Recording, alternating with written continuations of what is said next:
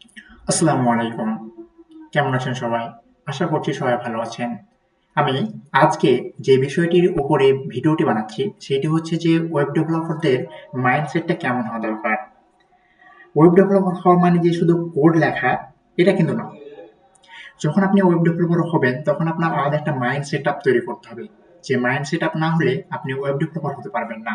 তো আমাদের ওয়েব ডেভেলপারদের কি ধরনের মাইন্ড সেটআপ তৈরি করা দরকার সেই জিনিসগুলো আমরা একটু দেখি। প্রথমত যে জিনিসটা আপনাকে প্রয়োজন হবে বা দরকার হবে সেইটা হচ্ছে যে প্রবলেম সলভার মাইন্ডসেট। অর্থাৎ আপনি যে কোনো সমস্যা দেখলে ভয় পাবেন না। এটা কেন হচ্ছে, কিভাবে হচ্ছে সে ধরনের চিন্তা ভাবনা আপনাকে করতে হবে। প্রয়োজনে গুগল বা স্ট্যাক ওভারফ্লো আর বর্তমানে তো এআই রয়েছে, চ্যাট জিপিটি, জেমিনি, এগুলো থেকে খুব সহজেই আপনি সমস্যার সমাধান করতে পারবেন।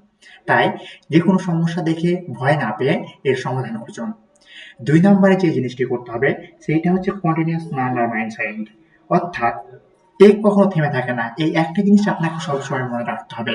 টেক প্রতিনিয়ত আপডেট হয়। এখন নেক্সট.js এর ১৩ ভার্সন আছে, তো পরবর্তীতে নেক্সট.js এর ১৫ ভার্সন আসবে, কিংবা তারপরে ১৬ ভার্সন আসতে পারে, কিংবা নেক্সট.js এর জায়গাটা অন্য কেউ দখল করে নিতে পারে।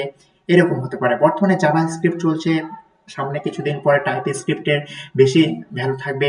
সেই জন্য আমাদের এই কন্টিনিউয়াস যে লার্নিং মাইন্ডসেটটা, সেই মাইন্ডসেটটা সেট আপ করতে হবে। এখন আপনি মনে করেন যে কিছুদিন আগে বা কিছু বছর আগে যারা হচ্ছে যে বুটস্ট্র্যাপ জানতো তারা এখনো টিকে আছে। কিসের জন্য টিকে আছে? কারণ তারা এখন টেলেন্টের সাথে অ্যাডাপ্ট করে গেছে। তাই আমাদেরকে যে জিনিসটা মনে রাখতে হবে সবসময় সেটা হচ্ছে যে কন্টিনিউয়াস লার্নার মাইন্ডসেট। অর্থাৎ আপনার এই জিনিসটা ছাড়া আপনি কিন্তু ডেভেলপ করতে পারবেন না। ৩ নম্বরে যেটা হচ্ছে যে সেটা হচ্ছে যে পেইডনেস মাইন্ডসেট।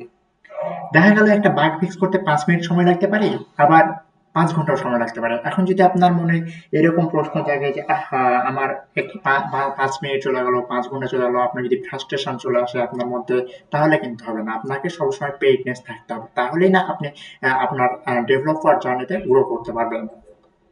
৪ নাম্বারে যে জিনিসটা আমাদের করতে হবে সেটা হচ্ছে যে ডোন্ট কম্পেয়ার মাইন্ডসেট। এটা কিন্তু সবথেকে বেশি গুরুত্বপূর্ণ।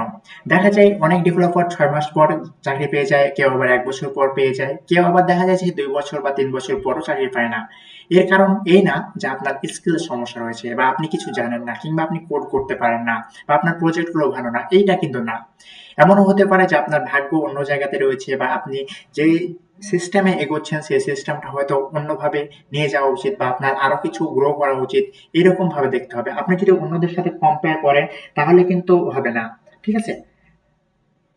এরকম কম্পিটিশন না করে নিজের স্টারদের সাথে তুলনা করুন এবং কম্পিট করুন যে আসলে আমি গতকাল কি শিখেছিলাম এবং আজ কি শিখেছিলাম, এই ধরনের জিনিসগুলো সেট আপ করুন। আপনি যদি এখন দেখেন যে ওই চাকরি পেয়ে গেল, একই সাথে শুরু করলাম, বা এরা চাকরি পেয়ে যাচ্ছে আমি পাচ্ছি না, এরকম যদি করেন তাহলে কিন্তু আপনার মধ্যে হতাশা কাজ করবে, এবং আপনার যে ২ নাম্বার কন্টিনিউয়াস লার্নার মাইন্ডসেট, সেই মাইন্ডসেটটা কিন্তু আপনার মধ্যে থেকে কি হয়ে যাবে, আস্তে আস্তে দূর হয়ে যাবে। তারপরে হচ্ছে যে আমাদের ৫ নাম্বারে যেটা হচ্ছে যে এক্সিকিউশন ওভার পারফেকশন। সবকিছু পারফেক্ট হওয়ার জন্য যদি বসে থাকেন তাহলে কিন্তু কিছুই পারফেক্ট হবে না। আপনাদেরকে মনে রাখতে হবে যে আহ, যে কোনো জিনিস আপনি যদি এখন বানান এবং পরে ইমপ্রুভ করবেন। মনে করেন যে আমাদের যে এখন আমরা যে ল্যাপটপটা ইউজ করি, সেই ল্যাপটপটা কি আগে এরকম ছিল? আগে কিন্তু এরকম ল্যাপটপ ছিল না। আগে যে ল্যাপটপটা ছিল সেটার ওজন ছিল অনেক, সেটা দেখতে খারাপ ছিল, বিশ্রী টাইপের মতো ছিল। কিন্তু বর্তমানে যে ল্যাপটপ গুলো আমরা ইউজ করি এগুলা কি কত সুন্দর না? এবং এদেরকে ইউআই ইউএস গুলো অনেক সুন্দর।